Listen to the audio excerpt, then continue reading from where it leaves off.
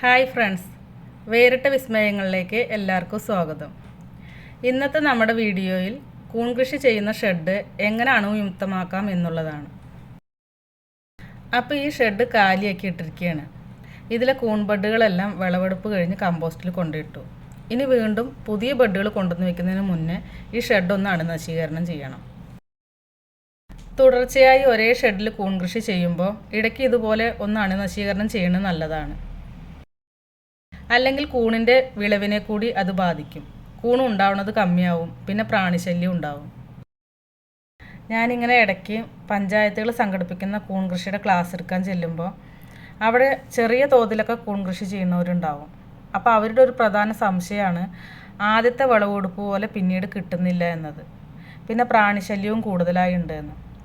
കൂൺ കൃഷിയിൽ ഒരുപാട് കാര്യങ്ങൾ ശ്രദ്ധിക്കാനുണ്ടെങ്കിലും ആദ്യം ചെയ്യുന്നവർക്ക് നല്ല വിളവ് കിട്ടും. കാരണം അപ്പോൾ അവിടെ കണ്ടാമിനേഷൻ കാര്യങ്ങളൊന്നും ഉണ്ടാവില്ല. പിന്നീട് കുറേ ചെയ്യുമ്പോഴാണ് അവിടെ പ്രാണിശല്യമൊക്കെ വരുന്നത്. എൻ്റെ കൂൺ ഷെഡ് ഇടയ്ക്കൊക്കെ അണുവിമുക്തമാക്കി ഇടലുണ്ട്.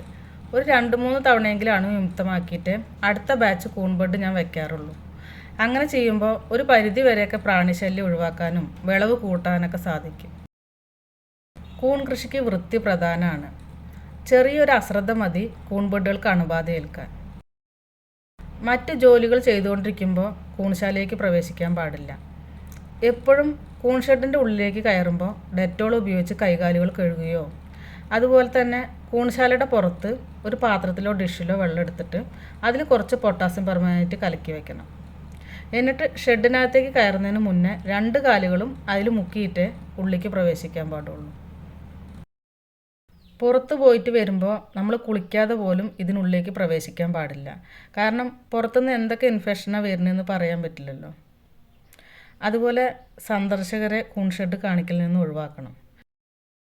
നമ്മുടെ സ്ഥലവും സൗകര്യവും അനുസരിച്ച് വേണം ഷെഡ് നിർമ്മിക്കാൻ. കൂൺ കൃഷിയിലേക്ക് ഇറങ്ങിക്കഴിഞ്ഞാൽ പെട്ടെന്ന് തന്നെ നമുക്കൊരു കൂൺ ഷെഡ് നിർമ്മിക്കണമെന്ന് തോന്നും.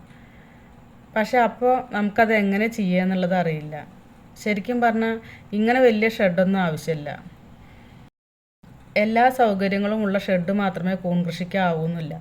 സൗകര്യങ്ങളെന്ന് പറഞ്ഞു വെച്ചാൽ എക്സോസ്റ്റർ, ഫോഗർ സിസ്റ്റം എന്നിവയൊന്നും ആവശ്യമില്ല. വലിയ ഫാമുകളിലൊക്കെ ഇത് ആവശ്യമുള്ളൂ. ഞാൻ പറയണത് തുടക്കക്കാരുടെ കാര്യങ്ങളാണ്. നമ്മുടെ സ്ഥലപരിമിതികൾക്കനുസരിച്ച് ഒട്ടും ചിലവില്ലാതെയും ഓലയും മുളയും ഉപയോഗിച്ചിട്ടുള്ള ഷെഡായാലും മതി കൂൺ കൃഷിക്ക്. നന്നായി കാറ്റും വെളിച്ചും വായുസഞ്ചാരമൊക്കെ കിട്ടുന്ന നല്ല ഷെഡാണെന്ന് ഉറപ്പ് വരുത്തിയാൽ മതി. ഞാനിവിടെ 2 ഷെഡുകളിലായിട്ടാണ് ചെയ്യണത്. ഒന്ന് ചിപ്പിക്കൂണിനും മറ്റൊന്ന് പാൽക്കൂണിനും. ഈ ഷെഡ് ശരിക്കും പഴയൊരു തൊഴുത്തായിരുന്നു. അപ്പോൾ അതിനെയാണ് ഇങ്ങനെ ആക്കിയത്. പിന്നെ ഈ മുകളിൽ ഉറികൾ തൂക്കിയിടാൻ വേണ്ടിയിട്ട് മുളകൾ ഇങ്ങനെ നീളത്തിൽ വെച്ചിരിക്കുകയാണ്. പിന്നെ പഴയ 2 ജനലുകളും ചെറിയ 2 ഹോളുകളും ഉണ്ട് വായുസഞ്ചാരത്തിന്. കൂൺ കൃഷിക്ക് എതിരാളികൾ കുറേയുണ്ട്. പ്രാണികളുടെയും കീടങ്ങളുടെയും ആക്രമണം, എലിശല്യം, ഗ്ലൈക്കോഡർമ എന്ന പൂപ്പൽ ബാധ, പ്രതികൂല കാലാവസ്ഥ. കാലാവസ്ഥയെക്കുറിച്ച് പറയുകയാണെന്ന് വെച്ചാൽ ചൂട് കൂടുതലുള്ള സമയമാണെങ്കിൽ കൂണിൻ്റെ മുട്ടകൾ കരിയാൻ തുടങ്ങും. അപ്പോൾ പിന്നെ അതിനുള്ള പ്രതിവിധികൾ ചെയ്യണം. ചണച്ചാക്കുകൾ കൂൺ ഷെഡിൻ്റെ വശങ്ങളിലും അടിയിലുമായിട്ട് നനച്ചിടണം. ഷെഡിൻ്റെ മുകളിലായിട്ട് തെങ്ങിൻ്റെ പട്ടയോ കവുങ്ങും പട്ടയോ ഇട്ട് കൊടുത്തിട്ട് അതും ഇടയ്ക്കിടയ്ക്ക് നനച്ച് കൊടുക്കണം.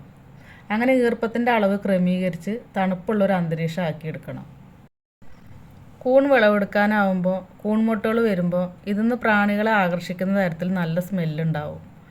നോഴമ്പുകളും ചെറിയ കറുത്ത കുറ്റീച്ചകളും മറ്റുമായി പ്രാണികളുടെ ശല്യം കൂടും. പ്രാണിശല്യത്തിനുള്ള മരുന്ന് വേപ്പെണ്ണ ലായനിയാണ്. വേപ്പെണ്ണ ലായനി 10 മില്ലി എടുത്ത് 1 ലിറ്റർ പച്ചവെള്ളത്തിൽ കലർത്തി ബെഡിലേക്ക് ചെറുതായി സ്പ്രേ ചെയ്യുക. അതുപോലെ വെളുത്തുള്ളി 10 ഗ്രാം എടുത്ത് അതിൻ്റെ കൂടെ 5 ഗ്രാം കുരുമുളക് കൂടി ചേർത്ത് മിക്സിയിലടിച്ച് 1 ലിറ്റർ വെള്ളത്തിൽ അരിച്ചെടുത്ത് അതും ബെഡിലേക്ക് സ്പ്രേ ചെയ്യുകയാണെങ്കിൽ പ്രാണിശല്യം ഒഴിവായി കിട്ടും. സന്ധ്യാസമയങ്ങളിൽ കുന്തിരിക്കം അരമണിക്കൂർ ഷെഡിനകത്ത് പോയിക്കുന്നതും പ്രാണിശല്യം ഒഴിവാക്കാൻ നല്ലതാണ്. പ്രാണിശല്യം പോലെ തന്നെ പ്രധാന അപകടകാരികളാണ് എലികൾ. എലികളും ഇതിൻ്റെ സ്മെല്ല് ആകർഷിച്ച് കൂൺബെഡുകളെല്ലാം കടിച്ചു മുറിച്ച് കേടുവരുത്തി കളയും. അപ്പോൾ എലിശല്യത്തിന് നമുക്ക് മാർക്കറ്റിൽ നിന്ന് ഒരുതരം കേക്ക് വാങ്ങിക്കാൻ കിട്ടും. അത് ചെറിയ പീസാക്കി മുറിച്ച് കൂൺ ഷെഡിൻ്റെ പല ഭാഗങ്ങളിലായി വയ്ക്കുക. എലി വന്ന് അത് കഴിച്ചോളും. പിന്നീട് എലി ശല്യമൊന്നും ഉണ്ടാവില്ല. പിന്നെ കൂൺ ബെഡുകളിൽ കാണുന്ന ഒരു പച്ച കളർ പൂപ്പലാണ് ഗ്ലൈക്കോഡർമ. ഗ്ലൈക്കോഡർമ വന്നാൽ പിന്നെ ഈ ബെഡ് ഷെഡിൽ നിന്ന് വേഗത്തിൽ ഒഴിവാക്കണം. കാരണം ഒരെണ്ണത്തിൽ വന്നാൽ അവ പെട്ടെന്ന് അടുത്തുള്ള ബെഡിലേക്ക് പകരും. അപ്പോൾ ഈ പൂപ്പൽ ബാധ കണ്ട ഉടനെ ആ ബെഡ് നശിപ്പിക്കണം. അപ്പോൾ ഇനി ഫ്യൂമിഗേഷൻ ചെയ്യുന്നതിന് മുമ്പ് ഷെഡൊന്ന് ക്ലീൻ ചെയ്യണം. ഈ ഷെഡിൻ്റെ ഓടുകളിലൊക്കെ മാറാല പിടിച്ചിട്ടുണ്ട്, അതൊക്കെ ക്ലീൻ ചെയ്യണം. സ്റ്റൂള് കൊണ്ടുവന്ന് വെച്ച് ഓടുത്ത മാറാലയൊക്കെ തട്ടി താഴെ വീണ ഈ പൊടികളൊക്കെ ചൂലെടുത്ത് അടിച്ച് കളയുകയാണ്. പിന്നെ കുറച്ച് വെള്ളത്തിൽ ഡെറ്റോൾ ഒഴിച്ച് ഇനി ഈ കയറുകളൊക്കെ കഴുകിയെടുക്കണം. ഉറികളൊന്നും അഴിച്ചെടുത്തിട്ടില്ല. എല്ലാ ഉറികളും ഡെറ്റോൾ ഉപയോഗിച്ച് നല്ലപോലെ കഴുകിയിട്ടുണ്ട്. പിന്നെ കയറുകളൊക്കെ പഴയതുപോലെ ശരിയാക്കി വെച്ചു. ബ്ലീച്ചിങ് പൗഡർ വെള്ളത്തിൽ കലത്തിയിട്ട് തറയൊക്കെ കഴുകി. അണുനശീകരണത്തിന് ഏറ്റവും നല്ലത് ബ്ലീച്ചിങ് പൗഡറാണ്.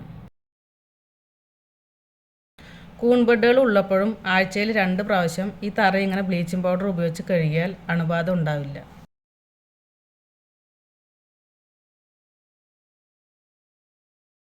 ഡെറ്റോളും ബ്ലീച്ചിങ് പൗഡറും ഒക്കെ ഉപയോഗിച്ച് ഷെഡ് അണുനശീകരണം ചെയ്താലും കൂൺ ബെഡുകൾ കൊണ്ടുവന്ന് വെക്കുന്നതിന് മുമ്പേ ഫ്യൂമിഗേഷൻ ചെയ്യണമെന്ന് പറയുന്നത് നമുക്ക് കണ്ണുകൊണ്ട് കാണാനാവാത്ത സൂക്ഷ്മജീവികളെ കൂടി നശിപ്പിക്കാൻ വേണ്ടിയാണ്.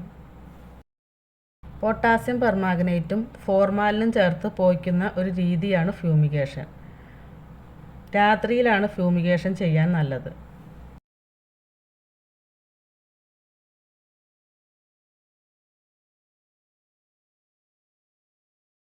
ഫ്യൂമിഗേഷൻ ചെയ്യുമ്പോൾ മാസ്കോ അല്ലെങ്കിൽ ഒരു ടവൽ കൊണ്ടോ മൂക്കും വായും കൂടി കെട്ടിയിട്ട് വേണം അകത്തേക്ക് കയറാൻ. ഒരു മൺചട്ടിയിലോ ചിരട്ടയിലോ 20 മില്ലി ഫോർമാലിൻ ഒഴിക്കണം. അതിലേക്ക് 8 ഗ്രാം പൊട്ടാസ്യം പെർമാംഗനേറ്റ് ഇടണം. കുറച്ച് സമയത്തിനുള്ളിൽ അതിൽ നിന്ന് പുക വരുന്നത് കാണാം. ഈ പുക ശ്വസിച്ചാൽ നമുക്ക് ചുമ, ശ്വാസതടസ്സം ഇവയൊക്കെ വരാൻ സാധ്യതയുണ്ട്. അതുപോലെ തന്നെ കണ്ണിനും നേരിട്ട് പുക അടിക്കാതിരിക്കാൻ ശ്രദ്ധിക്കണം. അതുകൊണ്ട് തന്നെ ഈ പുക ഉയർന്നു വരുമ്പോഴേക്കും കൂൺ ഷെഡിൽ നിന്ന് നമ്മൾ പുറത്ത് കിടക്കണം. കുറച്ച് കഴിയുമ്പോൾ ഈ ഷെഡിനുള്ളിൽ പുക ഉയരുകയും ഈ സൂക്ഷ്മജീവികളൊക്കെ നശിക്കുകയും ചെയ്യും. അപ്പം ഞാൻ ഫ്യൂമിഗേഷനായിട്ട് 5 ചിരട്ട എടുത്ത് ഷെഡിൻ്റെ പല ഭാഗങ്ങളിലായിട്ട് വെക്കുകയാണ്. ഒരളവ് പാത്രം എടുത്ത് ഫോർമാലിൻ ഓരോ ചിരട്ടയിലും ഒഴിച്ചു.